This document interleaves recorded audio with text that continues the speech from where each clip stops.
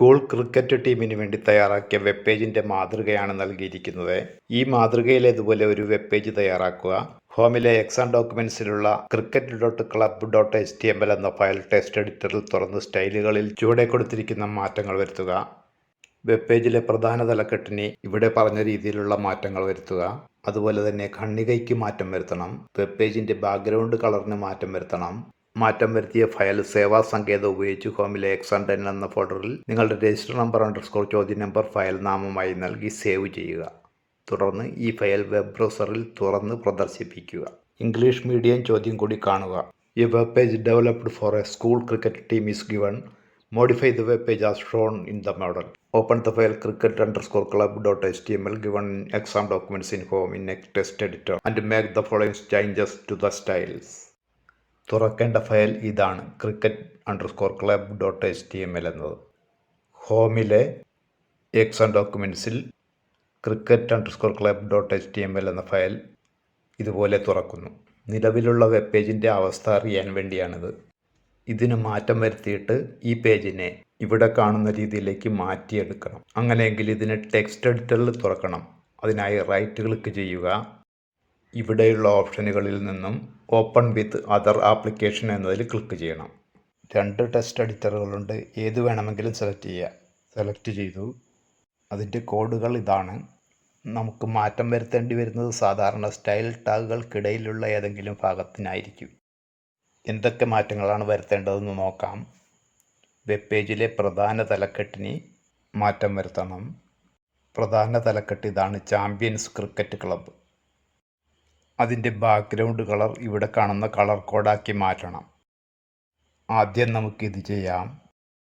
അത് ചെയ്യണമെങ്കിൽ champions cricket ക്ലബിന് കൊടുത്തിട്ടുള്ള ടാഗ് ഏതാണെന്ന് ആദ്യം കണ്ടുപിടിക്കണം. ചാമ്പ്യൻസ് ക്രിക്കറ്റ് ക്ലബ് ഇതാണ്. ഇതിന് കൊടുത്തിട്ടുള്ള HTML tag H1 class header എന്നതാണ്. അപ്പോൾ CSS ഭാഗത്ത് ഇതിനോട് ബന്ധപ്പെട്ട സെലക്ടർ ഏതാണെന്ന് കണ്ടുപിടിക്കണം. അത് H1.header എന്നതാവും. നമുക്ക് നോക്കാം. H1.header ഇവിടെയാണ്. അപ്പോൾ ഇതിൻ്റെ ബാക്ക്ഗ്രൗണ്ട് കളറാണ് മാറ്റേണ്ടത്. അതുകൊണ്ട് ഇവിടെ ആ കോഡ് മാറ്റി കൊടുക്കുക.